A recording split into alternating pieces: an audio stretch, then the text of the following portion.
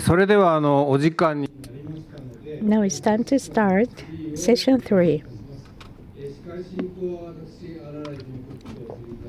My name is Serizawa from RRI Secretariat. In Session 3, we would like to have the collaboration reports between Japan and Germany. And in Session 3, we don't have any Q&A sessions.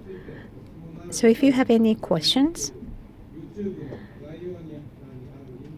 please use the link on YouTube to go to the Q&A site to put your questions and names and your affiliations. So now we'd like to start. In 2016, we started Germany Platform Industry 4.0 and RRI collaboration. It's been 10 years since. First of all, we'd like to look back at the outcome, and we would like to talk about the future perspective. RRI Industrial IoT, Mr. Nakashima, and German SAP, Ms. Kanja, please.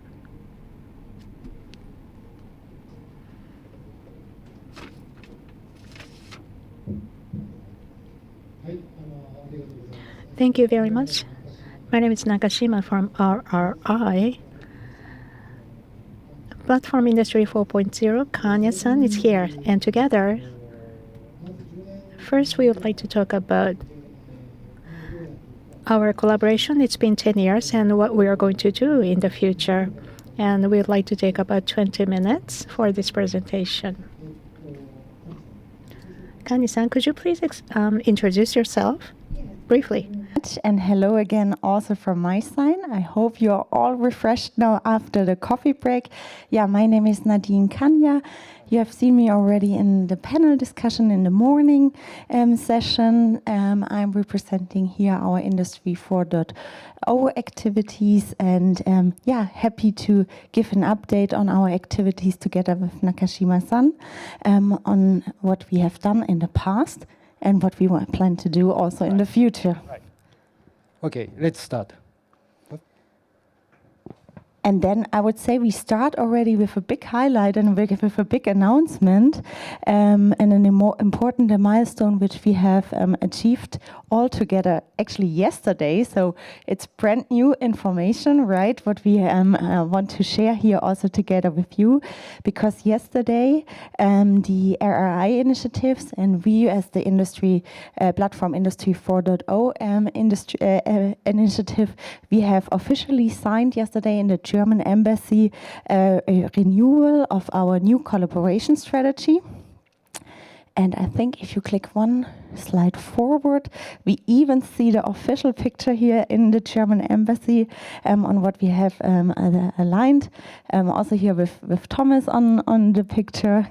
And yeah, this renewed agreement marks really, I think, a significant step forward in our joint efforts between Japan and Germany to strengthen also here again our industrial collaboration in the areas of digital transformation, sustainability, and resilience. And yeah, the statement builds on our shared understanding of what we also have heard during the day of the manufacturing industries, of the global challenges, what we are facing all together, from climate change, supply chain disruptions, to acceleration of AI and data-driven innovation.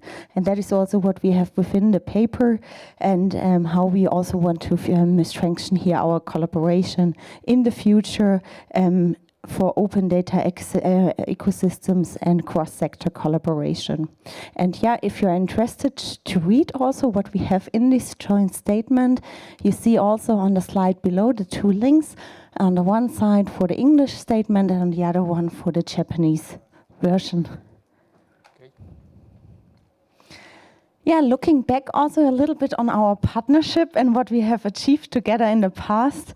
And I have to say I'm also here like kindly new into this team. So it's a joint effort what the teams also have achieved in the past. And I think we also have seen already a timeline in the morning in the presentation of Mr. Hesse. So actually from a German point of view, everything began in 2011 when Plattform Industry 4.0 was first established and giving here for us the foundation of the digital transformation of the manufacturing industry in Germany. Then your activity started in 2015.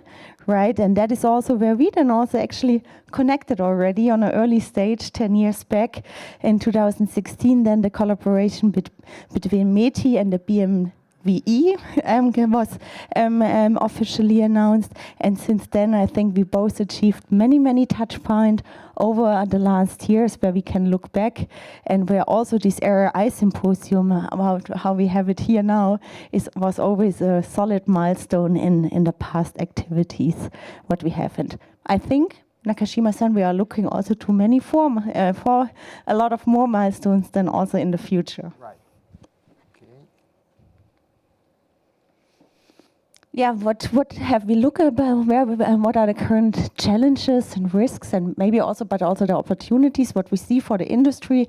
And I think we had already several presentations and panel discussions during the day, so I don't want to repeat now all of them again, but I think we see three big pillars for the challenges we are facing.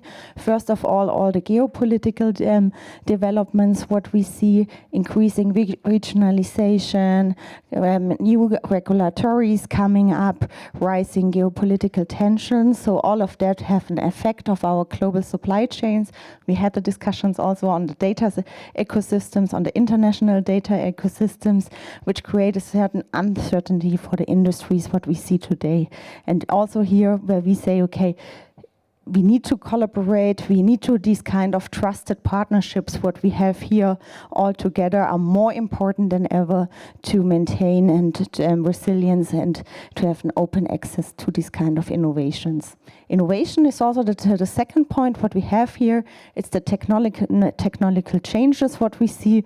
We discussed already about AI and industrial AI. For this is but also like quantum computing coming up and several cloud capabilities. So we see here technology is moving faster and faster, and these shifts also disrupt our existing market structures. We heard it also in the panel discussion before, how we have to redefine and also how we are working together and acting together. Which brings us to the next point, the social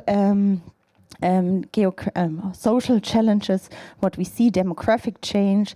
We had already the discussion the last 2 hours. Actually, what does this mean for our workforces? How do we change to work, to collaborate together?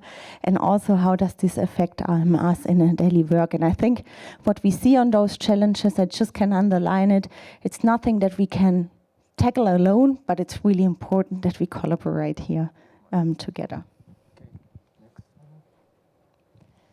And yeah, collaborate is also just the point for this slide here. That is the structure of the collaboration, how we have set it up also in the past, where we start with the first layer on top of the slide with our government to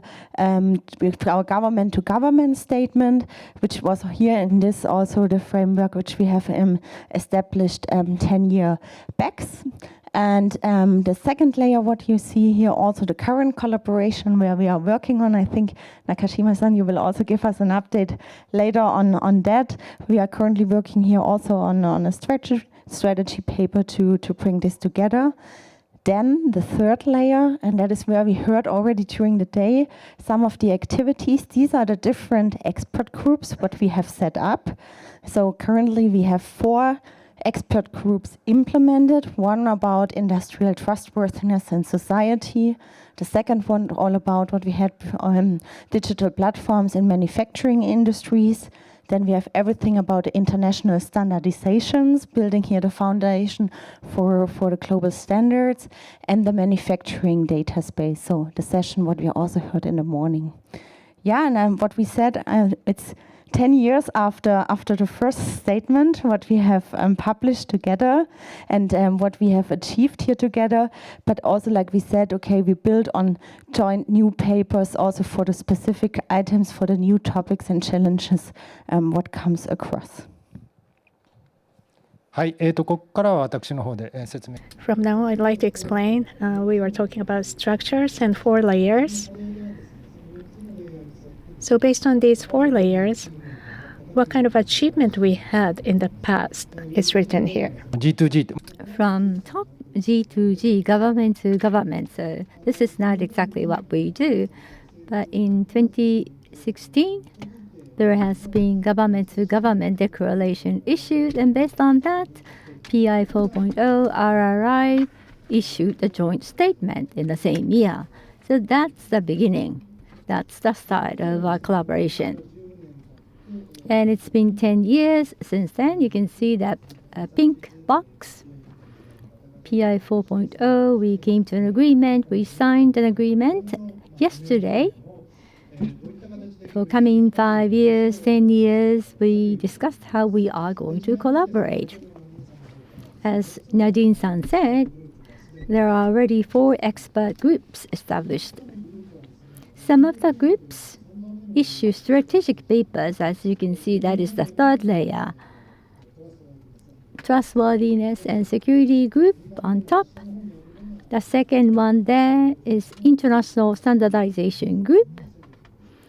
These are group-specific strategic papers. And at the very bottom, you see various white papers, discussion papers that are publicized by different groups. The number of these papers has grown. So it's not just issuing documents. We go to various events to give talks, participate in panel discussions as well. So that's the past achievements in our collaboration based on the trust. So we want to consider how we will define our future activities based on this agreement. So Germany and Japan, we covered multiple perspectives and views and visions. What is valued in each country has been clearly formed, so we try to summarize that thought, as you can see on this slide. So Germany, can you explain that? Of course, and let me start with the points what we have defined also together, what are the focus points from our point of view. And I think it also fits perfectly what we already have heard during the day. First of all, for sure, also for us, industrial data ecosystems are building the foundation for us for industrial AI. We heard this already from Thomas also in the morning. And it's not about individual technologies here. It's all about that we can connect the data, the processes, and the players across the value chain, the entire value chain. We started with the first sets of use cases in the data ecosystems, and AI here will be for sure the cherry on the top. Then we heard all about the industrial metaverse, which is emerging, where for a virtual human-centered environment where people and machines then can collaborate, learn, innovate, and together in real time.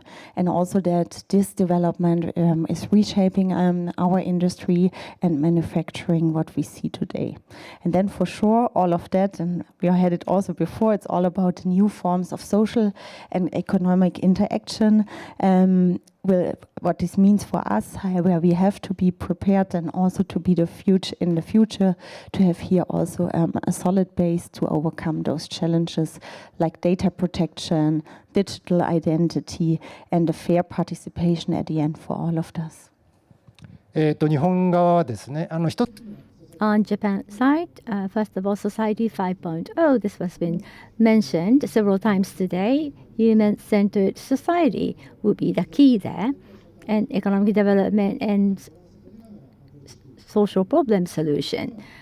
We have to have a right balance between them.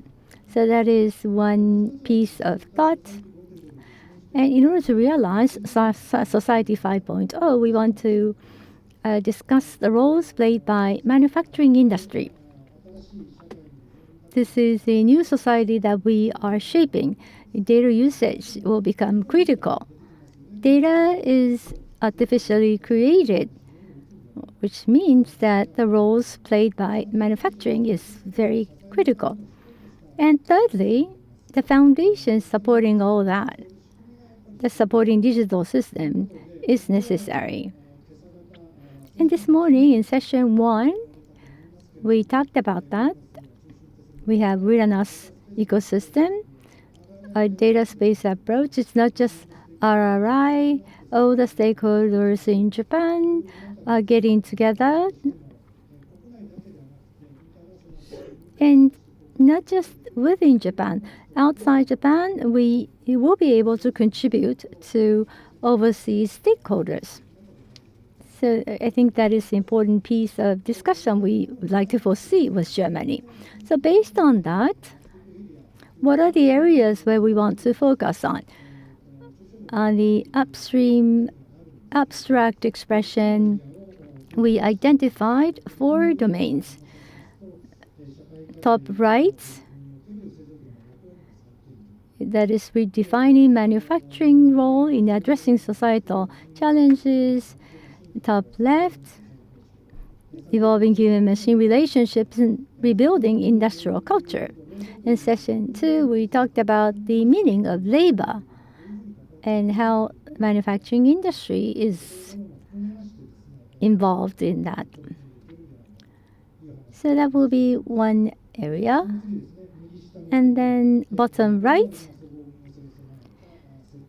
innovation in design and production systems with global interoperability. That is really the core issue to manufacturing. The operations that we carry out, the approaches that we use will evolve. They would not stay the same. And we believe this change is filled with a lot of opportunities. And bottom left, building a trusted data and AI ecosystem with inclusive support. So data and AI, which have been mentioned many times today, it's not just large companies, but SMEs, as members of community, members of the whole world, should participate. And what Japan and Germany can do is something that we want to identify. So these are the 4 major domains of collaboration. This is our last slide. So based on the discussion we have had, we have been able to deepen our understanding of each other and to realize our future vision. We will start our activities right away. In each country, Japan and Germany, of course, we would like to expect a positive value, but for global industry, we want to contribute. That will be part of our objectives. And I talked about 4 major domains, specifically what area, what themes we're going to work on, and this is going to be determined. Maybe Hanover Messe next year, we may be able to announce part of what we have decided. And lastly, there will be 4 groups presenting. Currently, we only have 4 groups.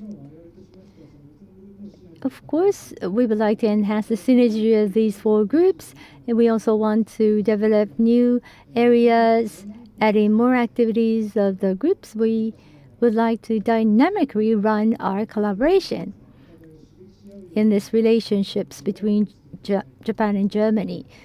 We are hoping this relationship is mutually stimulating to each other. Those who are here at the venue and those who are participating online, if you are interested, contact us, contact the platform. Thank you. Once again, we are a bit early. This concludes our presentation. Thank you. Nakajima-san, Kanya-sama, arigatou. Thank you very much to both of you. Now we want to move on to the report by the International Standardization Working Group. The title is Advancing Semantic interoperability for the future of manufacturing transformation. RRI, the International Standardization Support Action Group, Takamoto-san from the AIST, and also Dr. Gayko from SCI 4.0 are going to make a presentation together. The floor is yours. And let's start with the first of the 4 working groups. As mentioned, it's on standardization. Well, standardization is on technical standardization, so we stay more on the technical part, but of course, we should consider also the societal aspects. Our presentation is divided into 6 areas. First, we start again with an overview on the collaboration and the history of our achievements. Then we go for the analysis of changing in the surrounding environment for manufacturing industries and the identified item for the cooperation. We will show in more detail 2 of these aspects, both related to semantic interoperability, and finally we will summarize. This diagram has been shown by Nadine-san and Nakashima-san before, and as mentioned, we are here on the 3rd and 4th layer within the expert group strategy paper, as well as the specific joint papers on specific topics. Here is the similar picture as shown before, but specifically for our expert group on standardization. So also here where's the pointer here? We started in 2017 to define a common strategy on the International Standardization Corporation, and this strategy was renewed in 2020. And well, this is already some time ago, 5 years, and now we are considering how to update this. And in the meantime, as you see, there is a quite big number of white papers have been published, and further papers are in the pipeline, or we consider these white papers. I will not go into detail, you can find them on the homepage. Of course, we also discuss aspects of international standardization, mainly at ISO and IEC technical committees, like, for example, the Joint Working Group 21 on the reference architecture models, also like IEC TC 65 on asset administration shell, or the IEC System Committee on smart manufacturing. But this is important to mention, we do not replace the standardization work at these TCs. We accompany this work and support the experts and do some bilateral negotiation beforehand of the actual standardization work. As I mentioned, the last strategy paper was published in 2020, 5 years ago. So we said it's time to make a review on the technical developments. Also here, standardization is doing a lot of things, but what we are not doing is technology development. So we are in a quite comfortable situation. There is no need for us to identify new technologies. But what we do is we look at the technologies in the community, and then we make an assessment if this is a good candidate for standardization and whether a certain maturity level is achieved. So therefore, we took a look at the current trends in the community, and we identified 6 topics. Of course, the data spaces for industrial applications are a topic mentioned today many times. Applications of AI in general, and especially generative AI and AI agents in particular. This was also mentioned today many times. Supply chain resilience, circular economy, environmental reporting, and also regulation on aspects of data economy. So the last one is also a topic which came up in the recent years. So we had regulation on IT security since many years. So Wolfgang Klasen will present on this later on. But for other aspects like digital product passports and so on, so this is a quite new trend. And for these mega trends, important items and for standardization have been identified. In total, these 8 topics I will show later on. First, we said we need to cluster them and make a grouping for the near-term themes. These are the themes we can start with a closer discussion quite early and need to identify who is, let's say, making the first draft to confirm on the problem statement and the target outcome of the cooperation. Then we have category 2, some mid to long-term themes, so they need more communication and to more specify the discussion points before we can start the discussion, and then we have a kind of inventory. Here you can see the result of this discussion. We identified some topics on the interoperability aspects. One is within the scope of introduction of the Digital Product Passport, DPP, and the other one is on the technological basis for engineering data federation. In the green color, as a mid to long term, you see also the data spaces, which might be wandering, but this is due to the fact that we prepared the slides last week, and after yesterday's discussion and negotiation, we can almost put this into the near-term part. So this will be a very next step we can now start on. So before you wonder why this is on the midterm part. And as you see here, we have digital twin reference model, generative AI and AI agents. They are in the midterm level, and the others are in the inventory for the future. Coming to the first part, the semantic interoperability aspects of the Digital Product Passport. The DPP is a political concept and has been announced by the European Commission and will be introduced in the next years. What we see is that there are more or less similar ideas in other regions of the world to have some kind of to provide product information in a digital way rather than with printed papers. And if you look at the product life cycle from the raw material until production of the components, assembly and market placement, use phase, and then finally the so-called R cycles, then you see that at least in Europe, the obligation to provide the digital product passport is here at this point where you place the product into the market. So basically when you sell the product. That is when the obligation starts to provide this. And this is the legal part. So the regulator will define requirements on the so-called DPP system and also on the DPP data.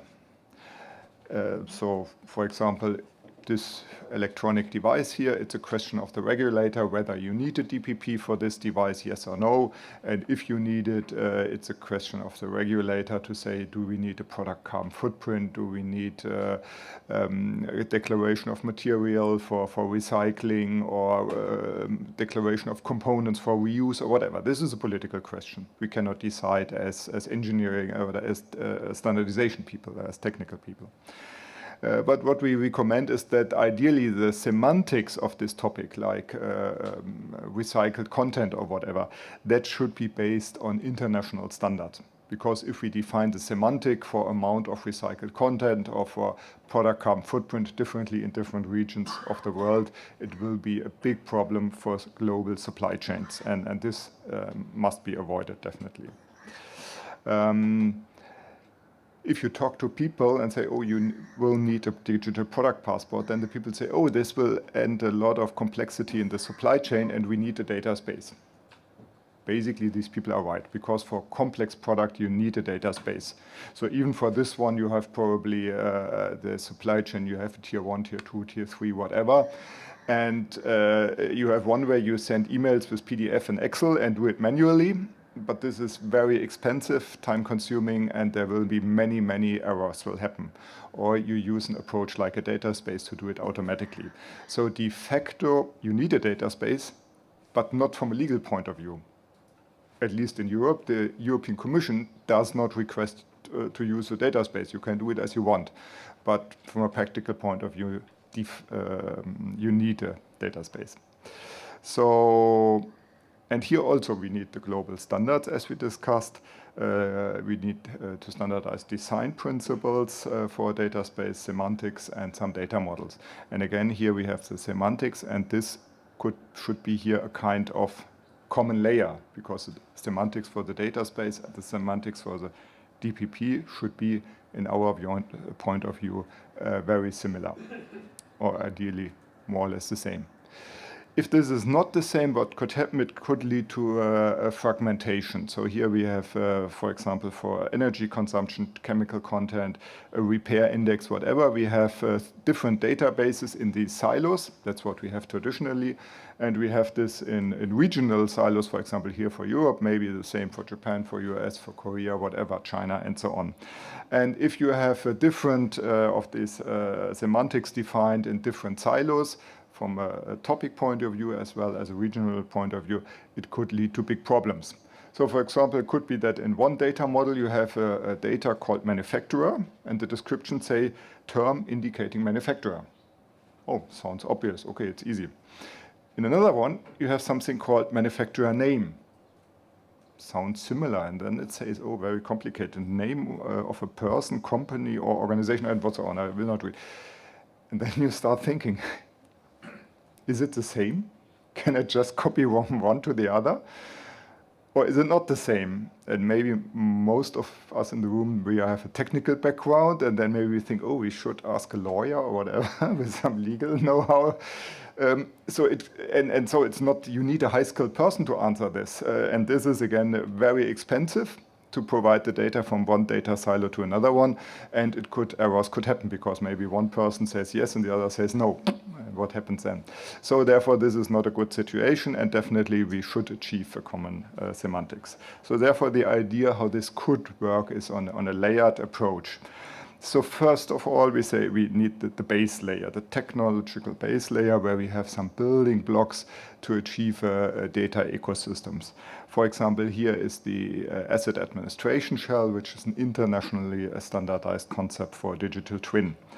And second one is how an information model for semantics. For example, there is the IAC Common Data Dictionary as describing an information model for common semantics.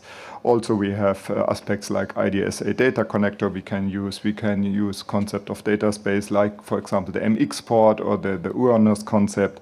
And so on. So here we have different working groups discussing on the base layer for data economy. The second one is internationally standardized semantics for description of the data points. And here, for example, for the Common Data Dictionary, we have several parts, for example, for low voltage switchgear, for process automation, and also for circuit breakers and similar equipment for household use. And further parts are in the pipeline. So this is one standardized internationally at IAC. I know also that the machinery as industry, they have something at ISO TC 184 prepared some semantics for Common Data Dictionary. So there we have different parts. But also it could be consortia-based, like, for example, E-Class, Germany-based consortia. So this could be a second layer for common semantic. And on top of that, we have the use cases. These could be B2B use cases for specific parts. And for these B2B use cases, you typically have a collection of these specific semantic properties to combine them for one use case. And if you do this for the asset administration shell, then you call it a submodel template. If you do it for OPC UA, then you call it companion spec. But it's more or less the same. But also, it could be used in different countries for country-specific or regional-specific requirements for the DPP. It's also a kind of collection of data points which is required for the legal requirements, in that case the DPP. But ideally, technically, the same concept. So the challenge is how to overcome this situation here on the left top part, where we have the sectorial and the regional silos with a lot high cost for data transformation or mapping from one data silo to another one, and we have a lot of from one region to another region, and to establish a layered approach based on internationally standardized semantics. So that is my part of the first use case, and then I will hand over to Komoto-san for the second use case. Thank you.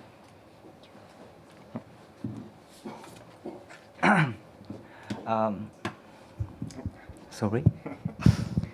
On behalf of Japanese team, I would like to introduce two practical use cases that highlight an aspect of semantic interoperability needed to drive a shift from traditional manufacturing to smart manufacturing in context of engineering data federation, aligned with circular economy.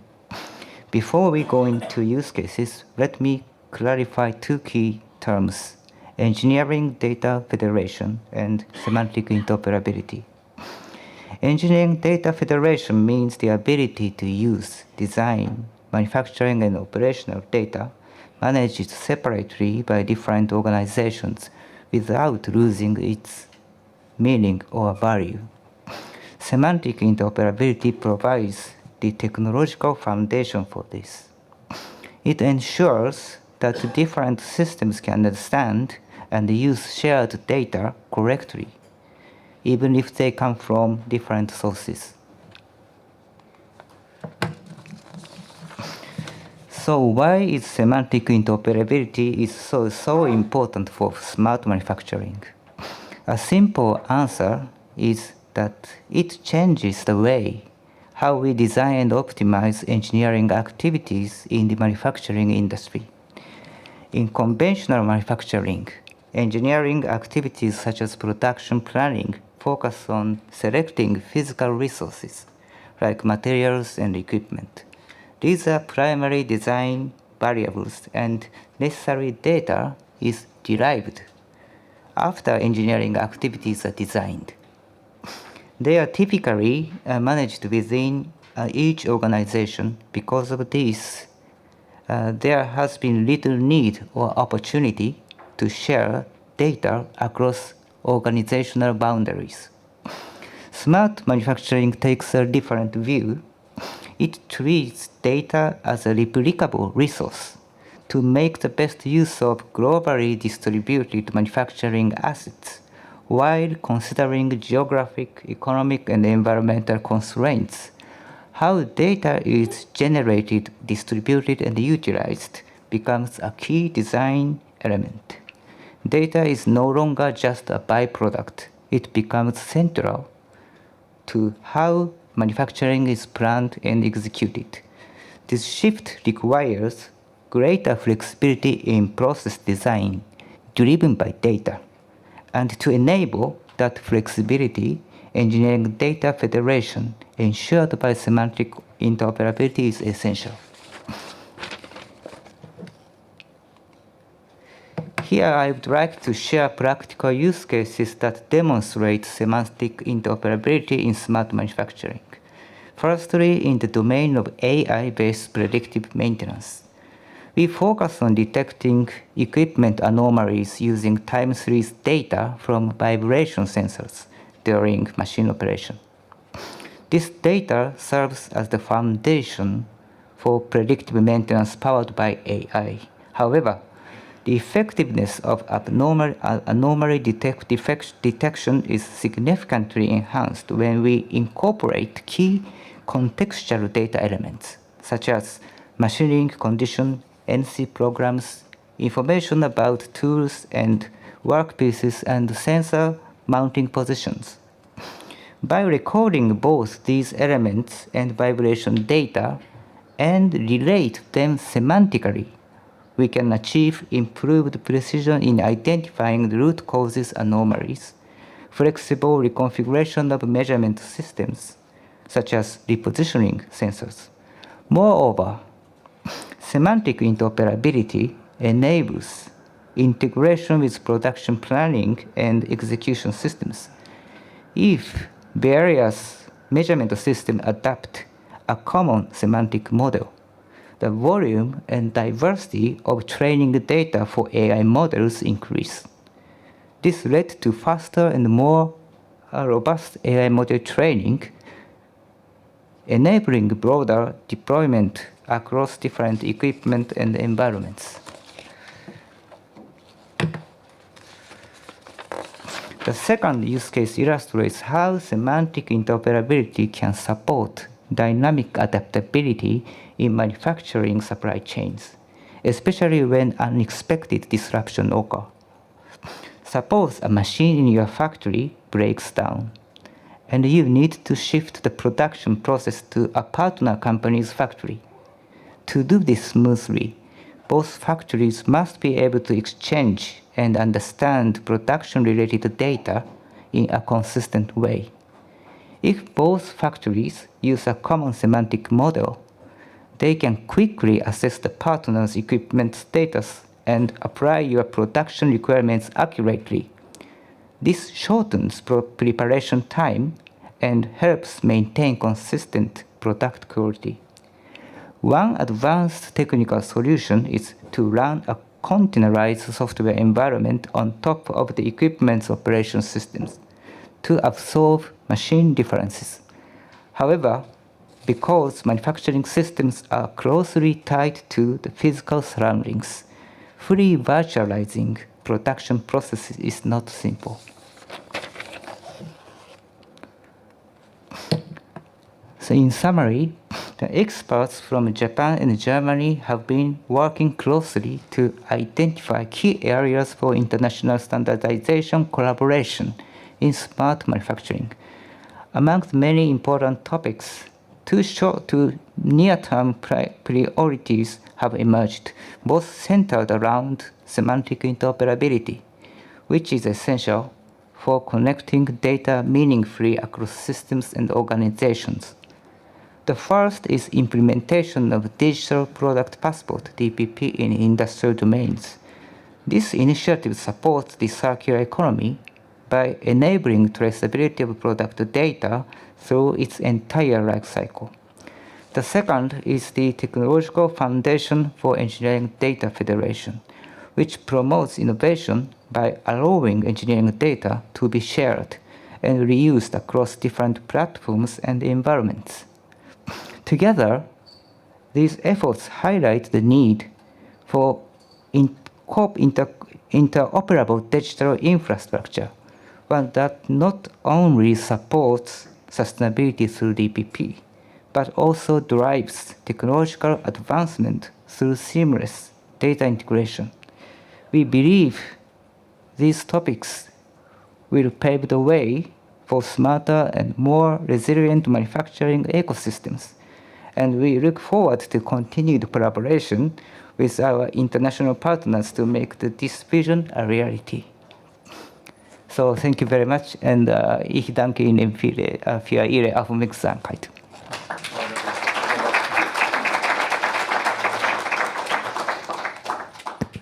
Komoto-sama, Gayko-sama, ありがとうございました。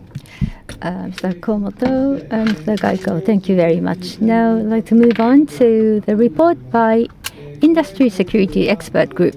The title is Industrial Trustworthiness and Security. We have Mr. Eki from RRI Industrial Security Action Group, ARGO Graphics. And we also have Mr. Klasen from Siemens, and also from Plattform Industrie 4.0, AG3 in Germany. So please go ahead. Thank you for the introduction. My name is Eki. I would like to talk about trust and trustworthiness that we had discussion on.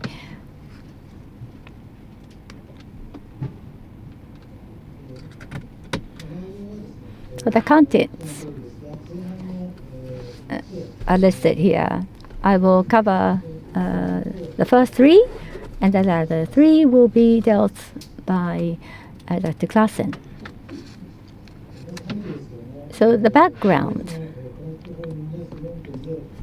Platform Industry 4.0 in Germany and RRI in Japan successfully collaborating since 2017 on topics concerning security of industry, IoT, establishing trustworthy relationships. Throughout supply chain and value chain, when you are involved in writing contracts, you have to build trustworthy relationship. What will be the organization, product, and data that are necessary to ensure trustworthiness? in order to set up a systematic approach. We have given much thought to that since 2018. We issued 7 white papers. And currently, through international standardization, we are currently focusing on the trustworthiness of product-related data with the aim of contributing to policy framework. Our expert group will be renamed to Industrial Trustworthiness and Security Expert Group. Next, I would like to introduce the Security Action Group of RRI. We have about 400 manufacturing companies participating in RRI. The captain of Industrial Security Action Group, we have Professor Matsumoto from AIST, and there are some ghost members, but I think maximum 16 of them are participating from Industrie, former members of the METI, and almost every week on Thursday from 8 in the morning, we have regular discussions. And since the beginning of this year, we had that participation from Fujitsu as well. The major activities include Plattform Industry 4.0 conversation, dialogue with them. In supply chain and value chain, how can we ensure trust of product and services and data? We're hoping this event will be an occasion to expand the scope of our activities, inviting many of you who may be interested. In April this year, at Hannover Messe in Germany, we discussed and compiled a white paper on the topics of trustworthiness of data related to products that circulates across companies and countries in supply chain and value chain. So we came up with a white paper. As you can see, our activities are not closed to Japan as well. We are trying to understand the trend in EU and become active in engaging in industries. I want to give you the overview of the white paper we issued in 2025.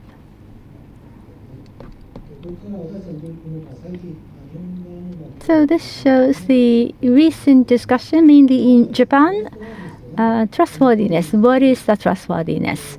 What is the definition of trustworthiness?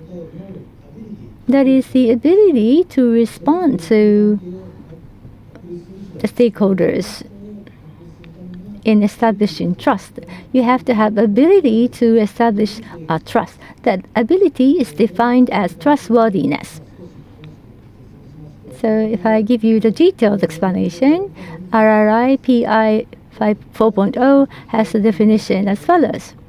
So trustworthy expectation, that is CWE, that is the expectation to stakeholders. And trustworthy capability is TWC, the capability to meet the above expectations in a verifiable way. Where we exchange TWE and TWC, whether the capability can satisfy the expectation, that really is the deciding point on trustworthiness. Operator Z in this diagram receives data, and the expectation is given to Y. Supplier Y will use verifiable way and present TWC to operator Z. The capability, if that satisfies the expectation level, if it satisfies the expectation, Z will trust Y. So the target of trustworthiness could be cities, or organizations, product, or data. Most recently, we have placed much focus on data. So with regard to data trustworthiness, especially PRD, data related to product is something that we focused on. the data that is attached to product. CO2 emission, carbon footprints are some of the examples of this type of data, PRD. What need to be considered is listed here. We have 8 of them. First 4 are related to PRD exchanges. That will be the assumption of PRD exchanges, and the latter 4 are related directly to exchanges, PRD exchanges. What you do, what are the challenges, and what is the target. And number 4, trust domain. In other words, that is scope and stakeholders, actors. These will be defined from 1 through 4. And in what way data will be exchanged, how the data is managed, how data is created. So these 8 perspectives will be examined, so that we'll be able to examine TWE and TWC. I have an example to show how an exchange takes place. This is CPSF proposed by METI, Cyber Physical Security Framework.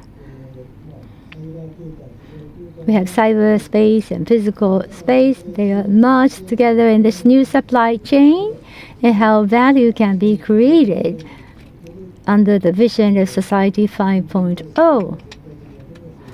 This will be the overall framework for security. Layer 1 describes company-to-company relationship where physical things are exchanged. Layer 2, cyber and physical spaces are bound together, so the physical and data will be bound.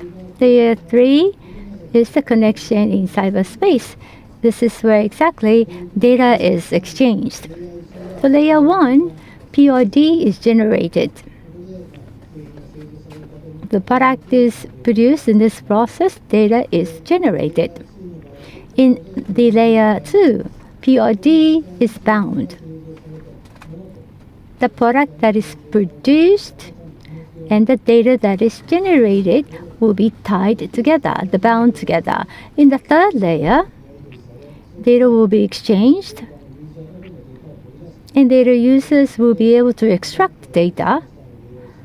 And then you go back to the lowest level data, the layer 1. So this is how the data flows in CPSF.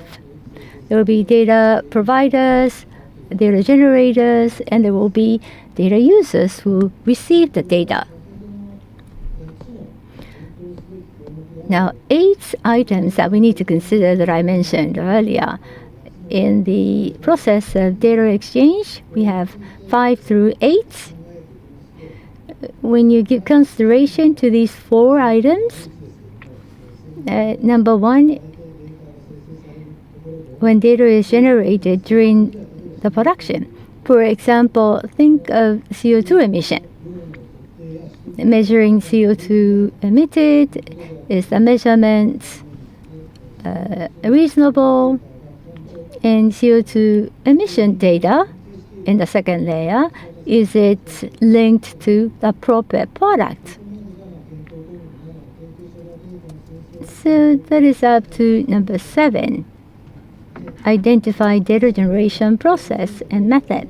Data that is extracted must be managed and identified. It should be stored properly so that it can be accessible at any time. And that will be number 6. So 4, 5, 6, through network, data will be transferred and received via network. So this will be data distribution. So that is number 5, identifying sharing method. And data usage. Data usage should not violate the rules. The data should be utilized in an appropriate manner. That will be number 8. And as you can see about trustworthiness, we have covered these consideration points. By following this list, TWE, TWC can be clearly defined. を取り出して And then TWE and TWEC can be extracted to validate. So with this, trust can be formed. That is the basic concept that we have today. On the other hand, the suppliers are also involved. So from the suppliers' perspective, we have been considering the impact. TPP, we need to have the role to understand the overall supply chain and value chain. And also, we need to exchange trust between stakeholders who are not involved in the direct sales as well. So the data is transmitted outside of the supply chain and value chain as well. So trust needs to be built there as well. Since 2021, between the upstream and downstream of the supply chain of Japan and Germany, the necessity of the trust exchange was discussed, and that concept has been made more concrete. Looking at the exchange of TWC and TWE, the suppliers receive various TWE through value chain, and so the supplier needs to approve the TWC to various stakeholders. And the data exchange will happen in the future with unexpected players as well. So data distribution must respond to the new way of building a trust relationship in the future. So to close on Japan side, what we aim to create is through TWE and TWC exchange, we want to prepare trustworthiness. And if trustworthiness is established, then the data users should be able to understand that there is no fraudulent activity related to product-related data. And data users can understand that the data providers won't violate the rules, and also the data users' rules will not be violated when the PRD is acquired directly. And by so doing, we can make the global supply chain safer to contribute to creating the value from the data. And we believe that we can also contribute to building trust-based relationship between stakeholders. So trustworthiness of PRD, such as other data, should be established through the supply chain. And to this end, a public and private partnership is required. In the manufacturing industry as a whole, PRD and other trustworthiness needs to be secured throughout the supply chain. And in doing so, we need the consensus among all the suppliers and other stakeholders. RRI has many platforms to have discussion with various stakeholders. We'd like to continue discussing this matter with you. I think that today's presentation will be a very good starting point for expanding our collaboration further. So I hope we can work with you in the future. Now, Klasen-san, the floor is yours. I don't want to go deeper into this, but let me go a little bit back to the history of our work, and beginning with our definition of trustworthiness. Why did we use this definition? This definition comes from technical specification ISO IEC TS 5723 from 2022. It was elaborated at JTC Bonn Working Group 13. We took part in this work, and it was a really long discussion because at that time, in different cultures, trustworthiness had a different had some sort of different meaning. I remember talking to Chinese experts a couple of years ago. They simply said trustworthiness is the same as security, no difference. So we first had to clarify which definition we should use to make exact technical work with that. Yeah, to be at the end established with results which can be reproduced in different use cases. So that was the reason we take trustworthiness corresponds to the ability to meet stakeholders' expectations in a verifiable way. And verifiable is very important in this sense. It has to be verifiable along multiple entities in a supply chain or value chain. Our goal is to establish a chain of trust with some value for every participant in the value chain and the supply chain before. And this trustworthiness definition is targeted to special attributes. Attributes can be authenticity, it can be accountability, it can be security as such, it can be confidentiality in special thing. And we put this definition in the area of organizational trustworthiness. That's where we started out. How can we trust partners when we make contracts with them?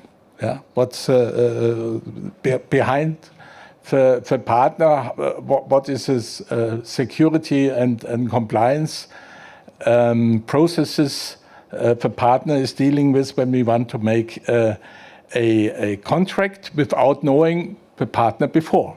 Yeah? It should be able to make this very fast without long negotiations in the beginning. Then we also, of course, went to our to the point of product trustworthiness. Here, trustworthiness denotes some quality parameters of a product or a product genuity, for instance. And now, at the end, we went to data trustworthiness, data which came from the product itself. What we did with our results, it ended up at the moment to 7. There's something missing. To 7 papers produced by our two groups together. We put our results into standardization, and now we have established a standard ISO 22373 framework for establishing trustworthy supply and value chain. And this standard is available now since October 15 this year from ISA and ISO, and it can serve as a framework and as a toolbook to establish trustworthiness concepts in the supply chain, which end up with provable results. So we are quite happy to have this established, and now maybe some words on our future plans, what we were thinking about, what we are thinking about doing in the future. We want to put our results to trustworthiness architectures for data spaces, using use cases from other working groups or from Manufacturing X projects. We want to further establish trustworthiness concepts for data by examining of persistence and reliable binding between product and its data. That has something to do with the genuity, and this is also a very important aspect in the DPP discussion. We are further going, establishing scenarios with trustworthiness expectations and trustworthiness capabilities, as the colleague already explained during this talk. And we are intending to go in the problem to apply the trustworthiness definition and concepts to artificial intelligence products and applications, and use our method to the result of trustworthy concepts in such use cases. Additional candidates are role of trustworthiness for sustainability, and of course, which is very interesting for our Japanese partners also, to deal with standardization questions and discussions which are just coming up in the area of digital product passport. Last not least, we are working on a project idea for a common project where we are looking for funding right now, which is will work on a governance concept, overarching governance concept for trusted areas, and also looking into the wallet problem, because if you want to apply at the end your results, the results of such a trustworthiness concepts, you also need to implement trustworthy software or hardware components, which are called so-called wallets, which are being discussed in Europe very heavily in the EIDAS environment, but not so far in the general environment with a global perspective for value chains. So thank you very much. And we're finished.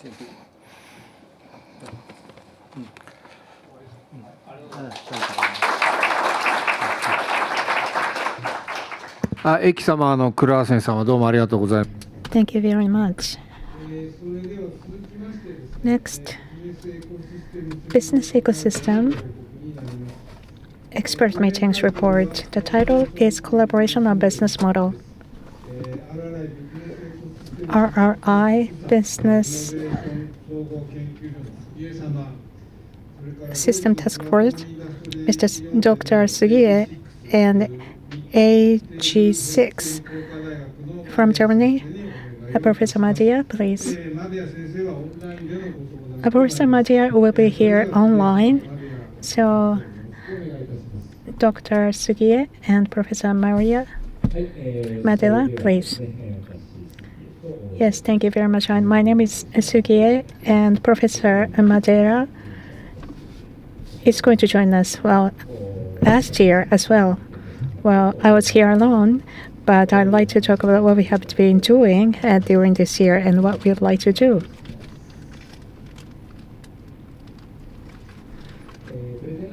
This is the presentation agenda. I have 5 points to cover, including backgrounds, Japanese activities, and German activities will be covered. And number 4, this is about the joint paper. What we would like to do is going to be covered, and then future collaboration in the end. Now we'd like to make a presentation.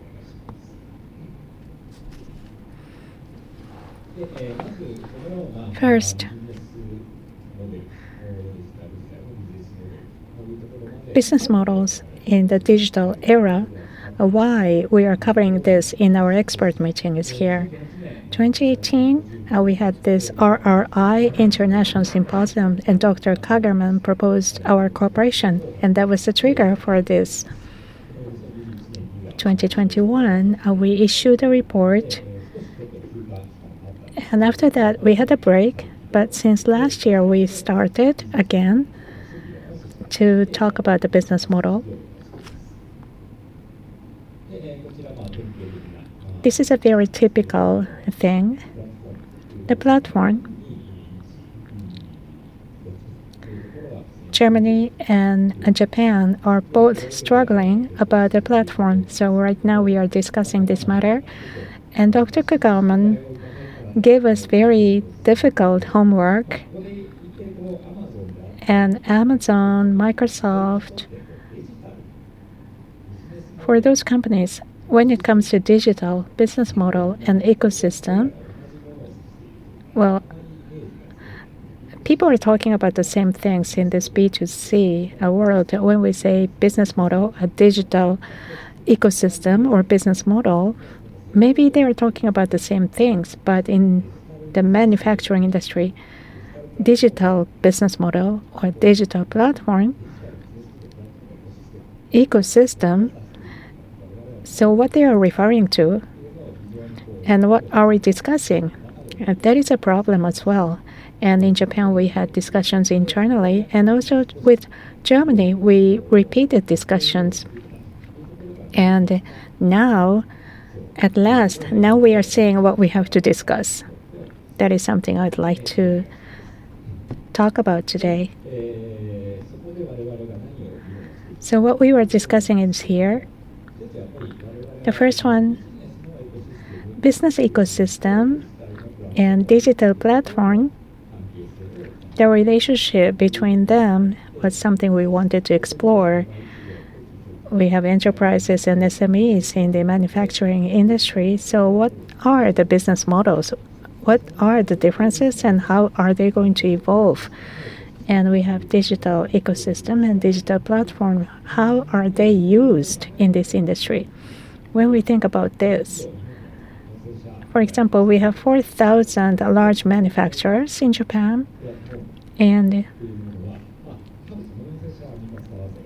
I think all of them are using digital platform. However, 400,000 SMEs in Japan, they might deepen their understandings and discussions. Otherwise, well, Japan and Germany, both countries are struggling in this sense. And how to approach to these 400,000 SMEs is important. And so SMEs, small and medium-sized companies, how in this digital era are forming digital ecosystem and how are they going to use the digital platforms? That was the focus of the discussion during this year. And what you are looking at is the table, less than 50 people who are very much interested in DX. We had discussions with SME owners, and we had interviews as well of what kind of problems they have. We have identified them, and main issues, you can see this main issues part, the central part. The first four are about data and connection with the enterprises as they collaborate. で、4、5、6の And number 4, 5, 6 are about their own internal issues. Well, even if they say DX is important, they are still having paper and they are based on traditional ways of doing business. And number 7 is about what is lacking to promote digital transformation. So those are based on the interviews with the 4 companies, and we would like to share with the top enterprises about these problems that the SMEs have right now. And this is still ongoing in the digital ecosystem, how SMEs can use digital ecosystems and what kind of challenges they have right now.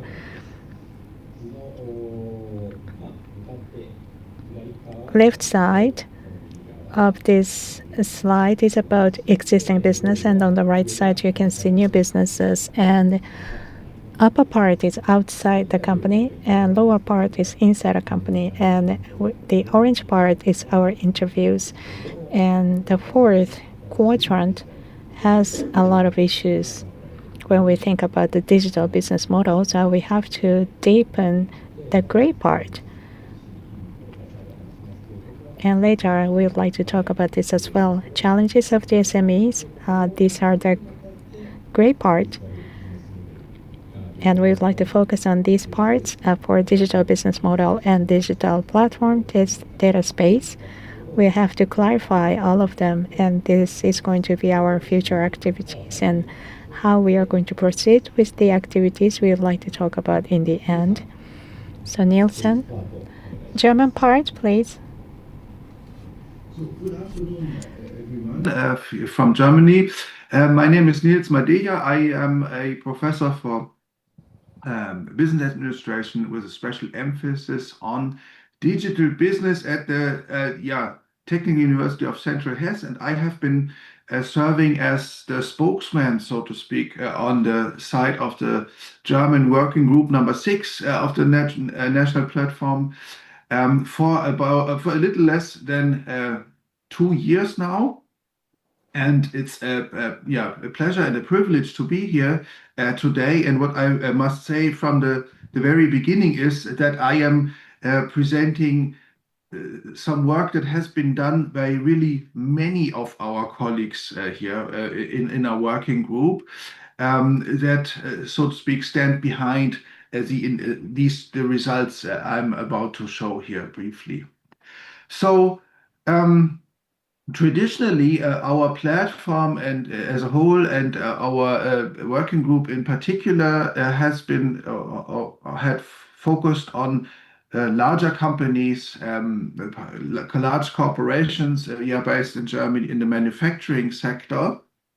And recently, over the recent years, we have also begun shifting our focus from those larger organizations towards smaller ones, SMEs, recognizing their importance for the economy as a whole or overall.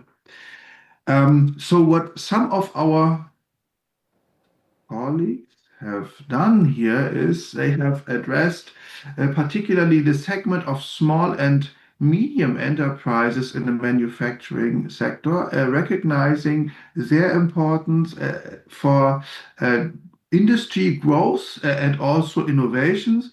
Here, what you can see here on these what these diagrams symbolize or clearly show you is that small and medium companies, below 500 employees, they really account for the lion's shares in terms of the number of companies. They employ the majority of the workforce. They drive innovation. They have a considerable make a considerable contribution to overall sales. Many of those so-called hidden champions are among them. So they really are an important factor here. Whereas, obviously there seems to be some room for improvement in terms of digitalization.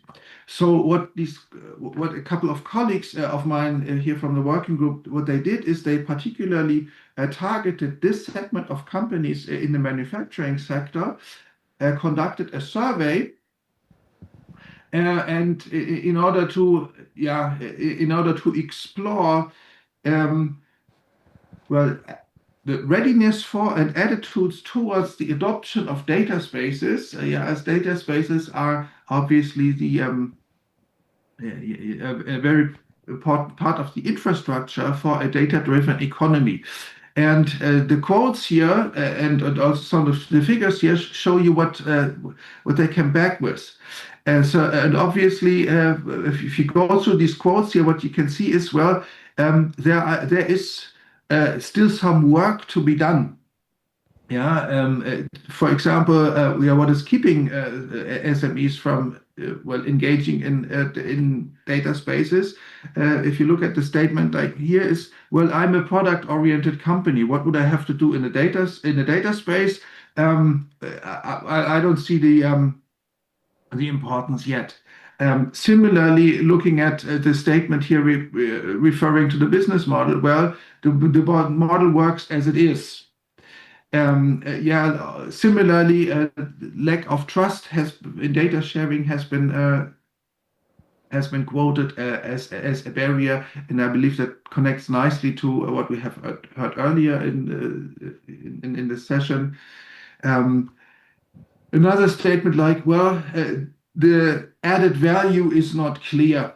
So that also links to the issue of the business model. So what is in for me, really? What is in for me versus, I don't really have the resources to engage in this. I can't manage this, and this is complicated.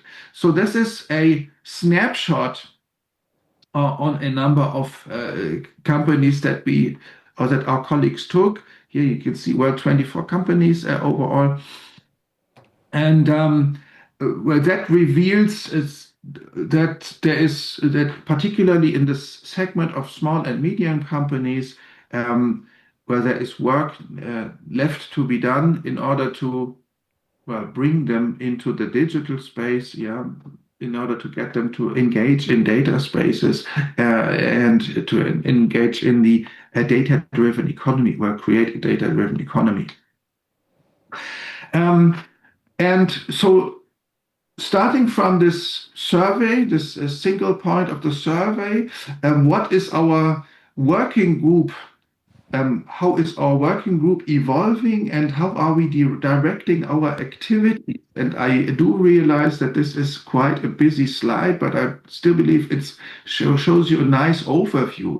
If you look at this drive belt type depiction here on the top left, it kind of shows where we come from and how the different types of activities, how they are interlinked. So this platform started out as I would say, influencer type organization, with influence in politics, large organizations on an international scale, moving on towards building the blocks that are necessary for a data-driven economy, tying the blocks together, these building blocks together to services such as to enable companies to move to the digital space.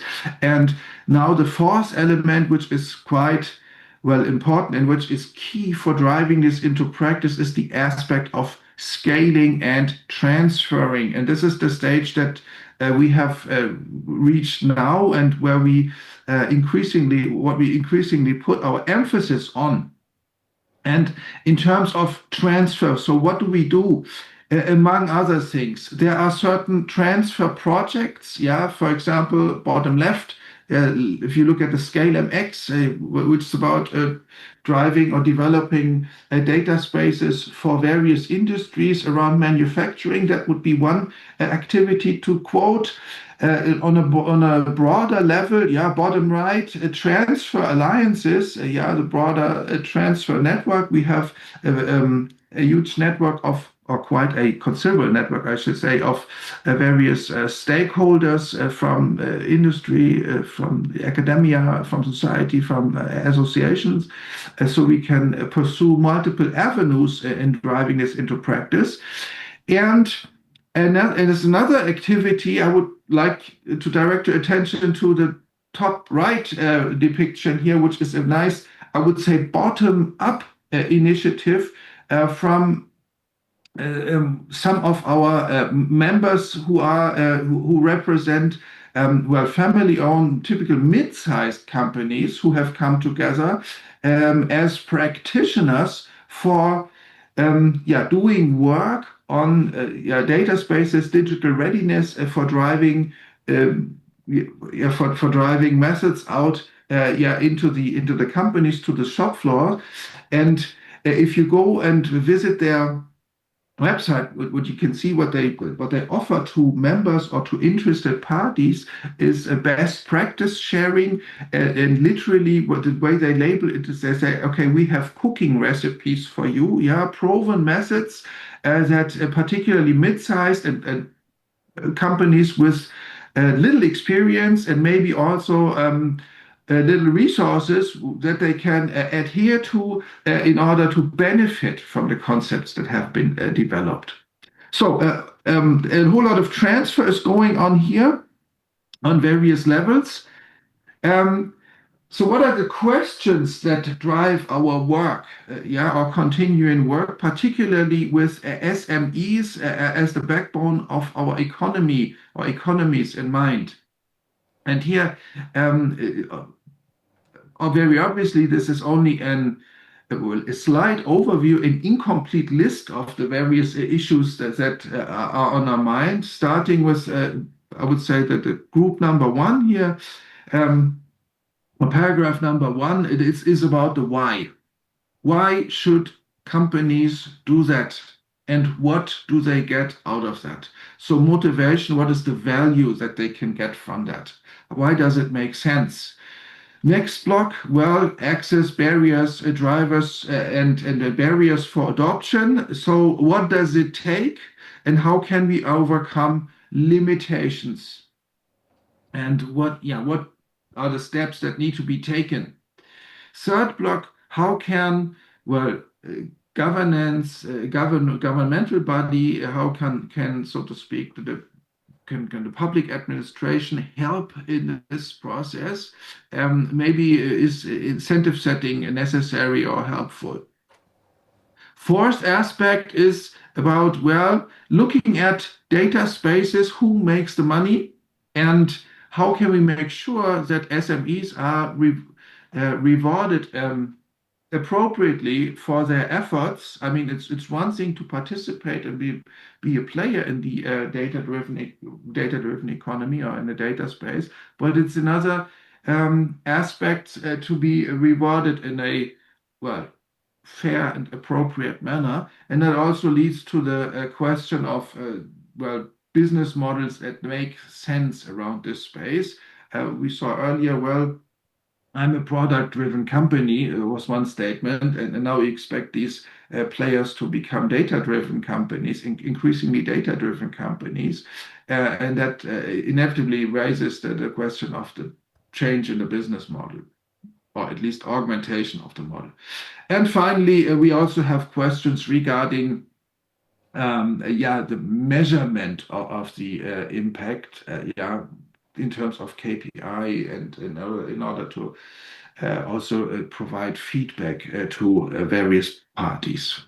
So these are questions that are on our mind here in our working group. They are also still under discussion, and as you can see, well, they are quite, as the questions address quite similar issues to the issues that our Japanese colleagues have found out. And as one of the next steps that we will undertake is match, well, the findings and the questions from both sides, take a look at the similarities, but also at the differences, and then take it from there. Speaking of taking it from there, let's take a look at our contribution, the contribution of the corporation on this level here. So what can we contribute to the overall collaboration here between RRI and our platform? And here what we have done is we have pulled out those 4 areas from the umbrella paper that we have also seen a couple of times earlier on. And the bottom line is, well, what we do with our activities here is we support the activities in all quadrants. So looking at the first one here, well, our activities address the aspect of new business models for driving the transformation, making a societal impact. As a keyword, we have in mind Society 5.0, which, by the way, receiving increasing interest over here too. We contribute to the issue of skills and competencies, particularly to the issue of developing them in companies with less resources than larger corporations. Thirdly, we also contribute to, well, data-driven service models, the infrastructure, so to speak, that is necessary for a global data-driven, or data-driven global economy, if you will, interoperability. And we certainly intend to contribute to building and fostering the overall ecosystem, with various stakeholders involved. So that's what we intend to achieve, and where we intend to serve the common purpose of the overarching collaboration between our platforms. By looking at particularly or at specific use cases from the B2C space, with an increasing focus on SMEs, in order to contribute to ecosystem building and data sharing as the underlying enabler. And this is where I would like to hand back to Sugie-san. Nils さん、ありがとうございます。Thank you, Mr. Maria.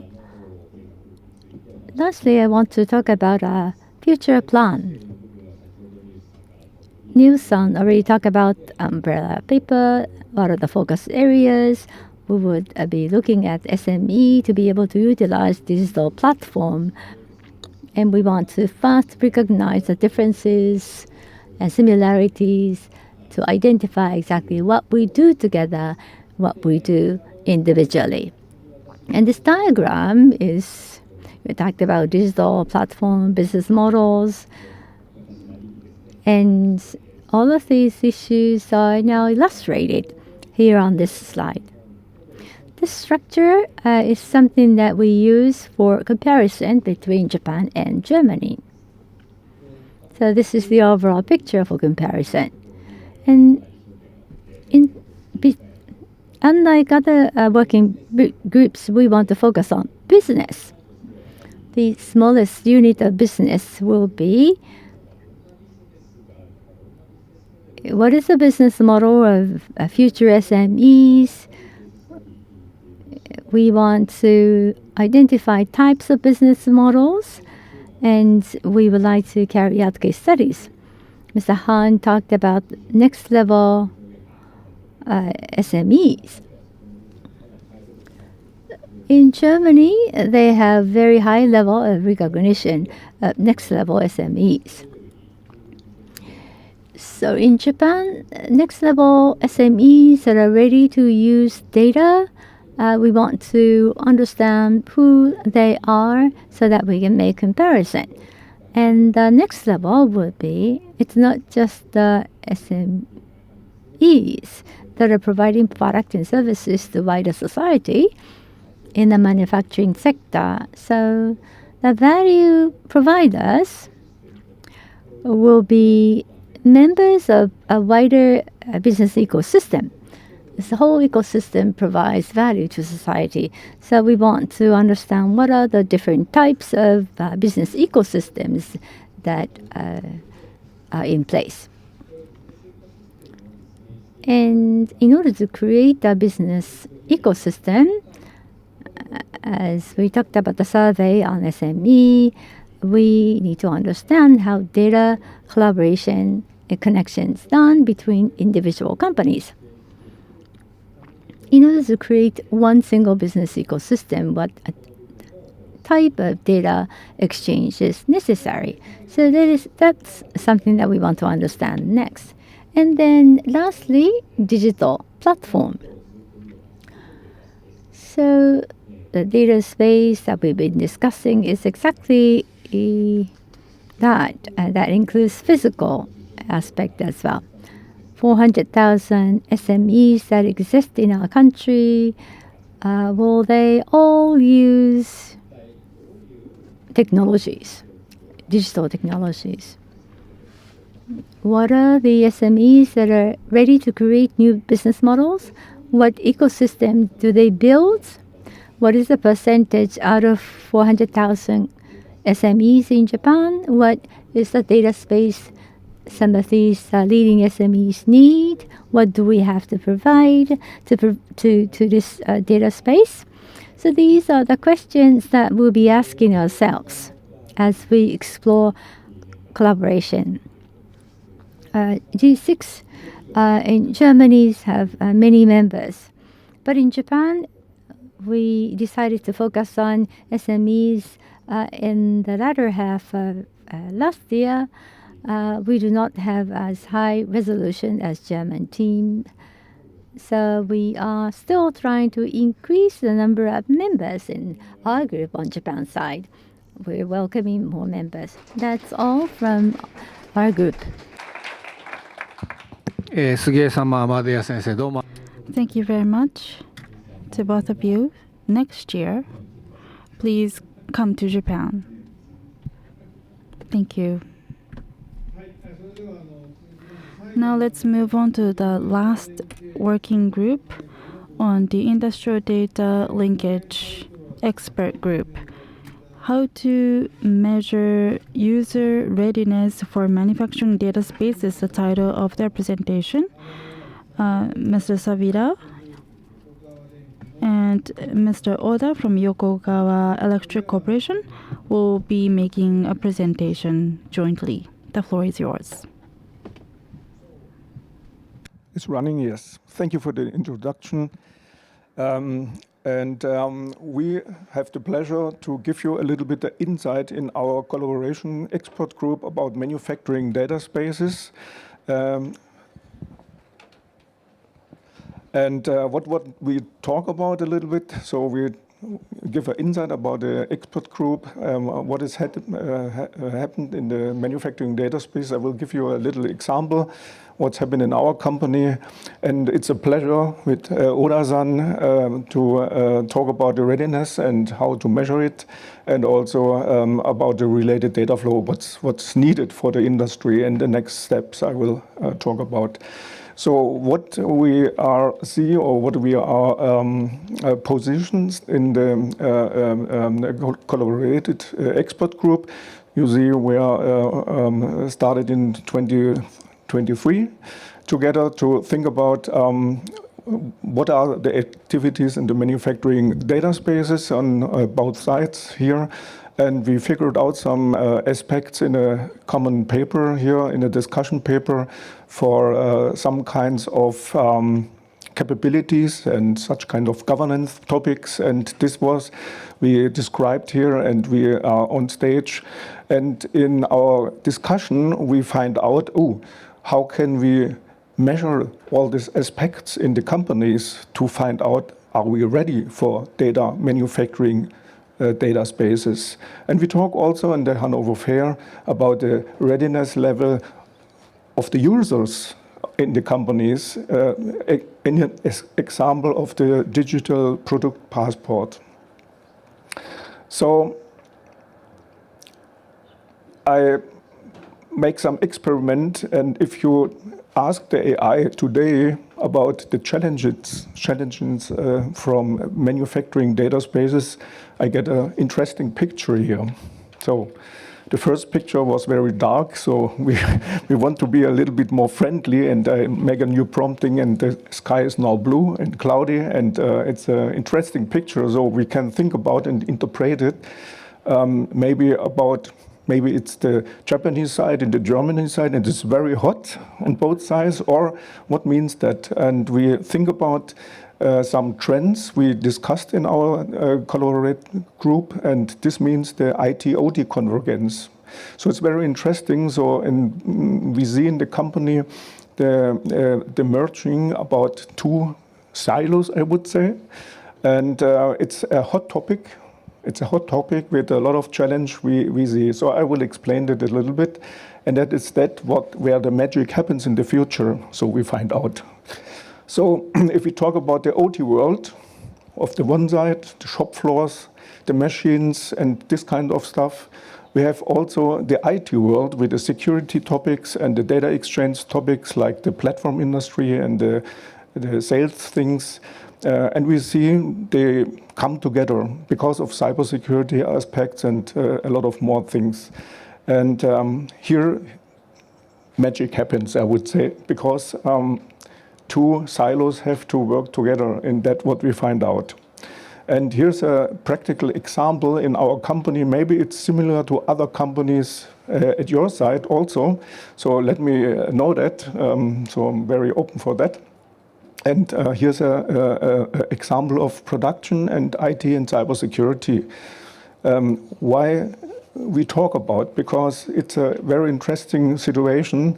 So at the moment, at the shop floor side in the OT world, we get more and more IT components because of data exchange and a lot of stuff. Also of 5G models in the machine sides, we take out the data on the other side. And the thing is, if they ask for help on the shop floor, because it's very cybersecurity issues, the IT said, oh, it's not my responsibility. I have no topics at your side, in your shop floor side. And that's very interesting. So in the first phase, we see the thing, so not my job. Okay. What happened then if the IT department said it's not my job? So it jumped to the OT, and the OT helps themselves. They buy something, components inside, and now they are independent from the IT world. So they are very happy at the first moment. And then a second thing has happened. The IT said, oh, there's IT in production, so some IT components in the production line. You are not allowed in that. So you have to involve us as IT department.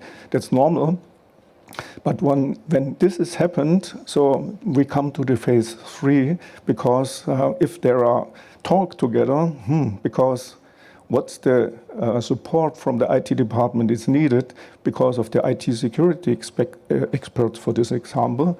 So they come to the phase 3 because they have to work together, because the knowledge is sharing between the IT departments, and they can support very much more than in the past. And that what happened when IT and OT come together in the IT-OT convergence. And we see that not in our company, but maybe in much more companies. The same discussion is there. And the magic will be found out. And that is what we have in the collaboration to find out how can we exchange this experience to come to phase 3, let's to solve together, because the problems are very similar. Let me talk about a little bit another aspect of the data governance topics. So the manufacturing data space is not so easy, because if you have the OT world and the IT world, you can put a machine on the OT world in this model, I would say, and we have the data space on the IT world, and between we have some business application like MES or ERP systems. And the thing is, if we talk about the sharing capabilities or the value creation capabilities, as we described in our paper, then we talk about these things, and maybe in this, but if we want to be sharing capabilities, we have to solve super complex situation. And that is not easy. And if you think about if we have in future applications like a MES or ERP system generated by AI, very interesting thing. So we talk a little bit about that in our collaboration group. Then you get an idea what we talk about in the super complex situation. And the super complex situation, like this red area here, get also here on the machine side. So magic happens here in the IT-OT convergence. If you think about that, what we can achieve with the data space, with AI on the data space, and to work with data. So one simple example in that. So if we talk about the digital product passport for the batteries, so why do we talk about not a passport from ourselves? So if I travel to another country, so I want to change a little bit the point of view. We have to think about how can we reduce the time wasting about to give input data to systems they need for. So if I travel to the country, I have to put on my surname, my first name, my birthday, a lot of data inside the system, and that takes my lifetime. 10 minutes here, 15 minutes there, 1 hour because I have to repeat my input because there was a mistake or administration failure or something else. Time consumption, time wasting. So we can think about time wasting by data usage in the processes. And then we make money with that. So the first company who solved me my immigration card as a service for my digital passport, so I have a passport, I give them, and I have no more immigration cards to fill out. Maybe I will pay for that service. And that is what Mr. Sugie talk about, digital services, and make money in business with them. So at the end, who's going, what we see, we talk not more about data, we talk about more information, because information based on data, and at the end we talk about knowledge. And we could find out when we talk in this quadrant or in this cluster, interesting data and relevant data. So we find out knowledge is interesting and relevant. And we can't stop this anymore, because we come from the process-driven industry and we see the AI-driven companies, but tomorrow we will decision-driven companies and with this business intelligence. And we couldn't stop that anymore, and we have to think out how can we measure that, how can we find it out in which stage we are, and also with the organization and human readiness. And Oda-san will explain that a little bit, so I will hand over. Thank you. Thank you. ありがとうございます。サビラさん。 Thank you very much. So going forward, I'm going to talk about the readiness that was touched upon earlier, how to measure that. There are many companies in different phases, so how can we measure that is the question. And the reason why we want to measure that is because if we cannot measure that, then we cannot make improvement. And on top of that, not only improvement, but also the evolution is required. So the systems within the company, the production system itself is changing. It has to change in the future. So that's what I'm going to talk about. For example, in terms of measuring the readiness, there are different indicators. And smart manufacturing indices are used here. Right top is the equipment related, and left top is WIFI, WEF, and the right bottom SMKL, Mitsubishi Electric in Japan is using this. So there are different indices. And left horizontal axis is whether strategic or operational, and the vertical axis shows whether it's enterprise-wise or shop floor. So that the measurement can be made based on this. This is our view, so there may be other views as well. But when it comes to data sharing, I think that we need more indices. For example, when you want to share data, whether data can be shared or not is something that you have to understand. And the data trust and data governance, to what extent have you achieved that is another question. And when it comes to data space, of course, one company alone is not enough. So using data system, we need to involve stakeholders to scale up and expand the ecosystem. To what extent have you made that possible? And also when it comes to data, data needs to have value. How have you materialized that? And lastly, how about the organization and human readiness, human resources? That's another aspect. So in terms of readiness, these are the aspects that we need to measure. And this is a static view, but from another point of view, from the data flow perspective, the right top illustration is not the core of our idea, but when the fabric is turned into a clothing, who will be involved in that process? We have the manufacturer, and the raw material is input, and then the manufacturer makes the product. Of course, the manufacturer is a stakeholder, but the digital product passport is included in the process to share data, which means that the regulator and also the accreditor will be involved as well. They will look at the contents, and then there will be consumers who will be buying the products because of the low carbon involved. And then the product will be recycled into a material again. So there are many stakeholders here, and they need to be able to use data that they want, but they cannot use the data in other purposes. So trust is important here. So here are the requirements. The first two are about regulations. If they are complying with the regulations, and if the product is authentic. This is the regulation aspect, and we are factory operators, and we need efficiency of the operation. How to enhance efficiency, that is important.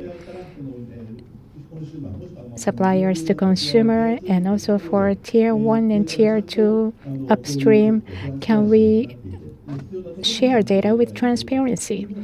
And can they capture data when necessary? And what about the architecture difference? This is a data flow. And this is just a schematics. We have right side and left side. Left side is the existing pattern, and on the right side, this is to be situation. And here are robots, and we manage the robots. We have the management system, and also connection to data, external data, and also we have data from many different countries, or we send data to different countries. Data format and the contents of the data are different. That is because of that we have different colors.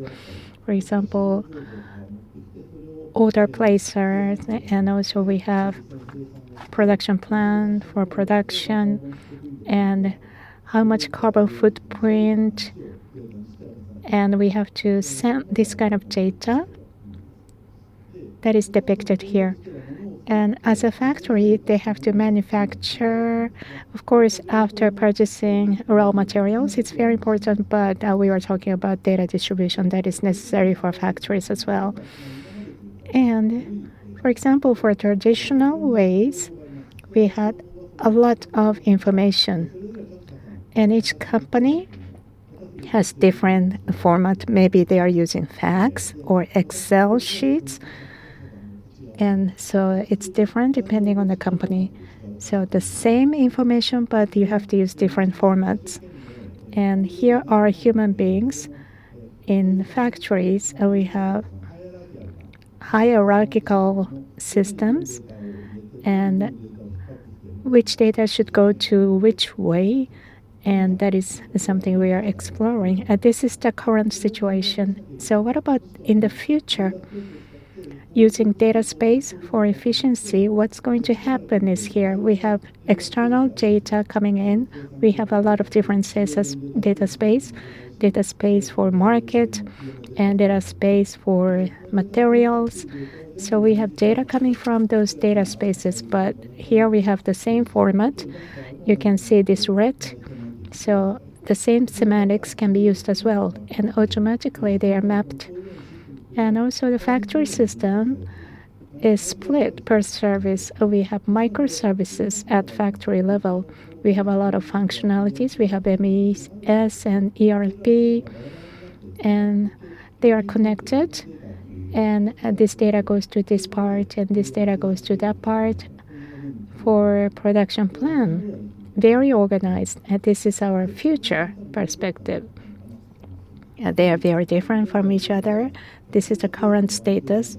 One-to-one data sources, and the format is different.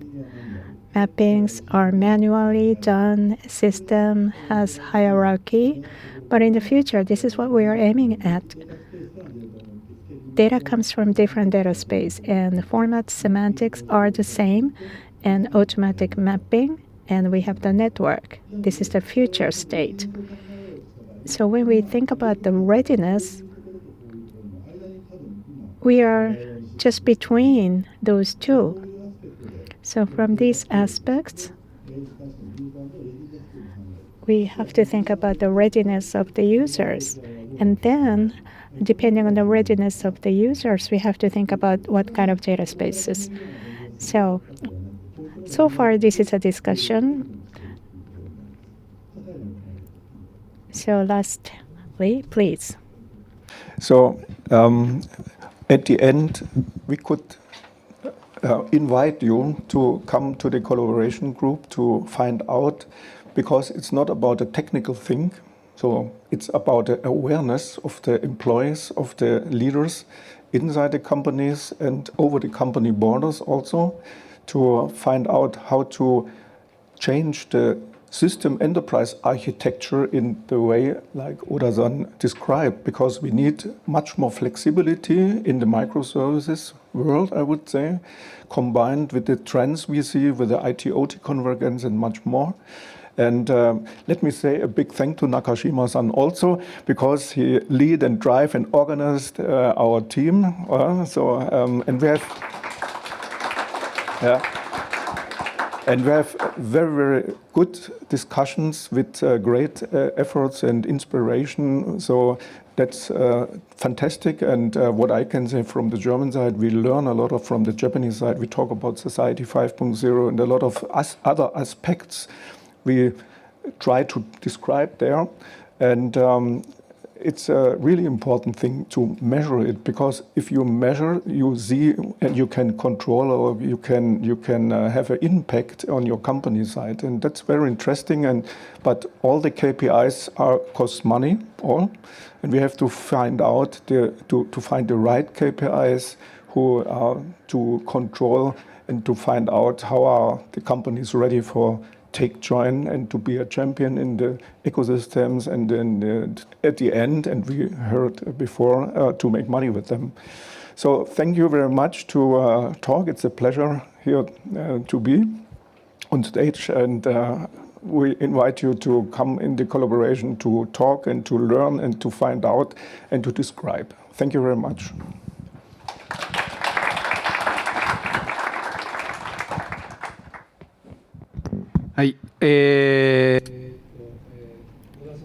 So, Ora-san, Sabira-san, thank you so much. With that, we have just concluded session number 3. I'd like to thank all the speakers and also Mr. Maria, who participated online. And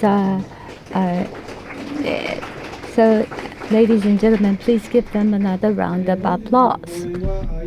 So we have completed all the presentations slated for today, and this is the end of the RRI International Symposium 2025. Once again, I'd like to thank all the sponsors to make this event possible. And everyone in the audience and online, thank you for your participation. Looking forward to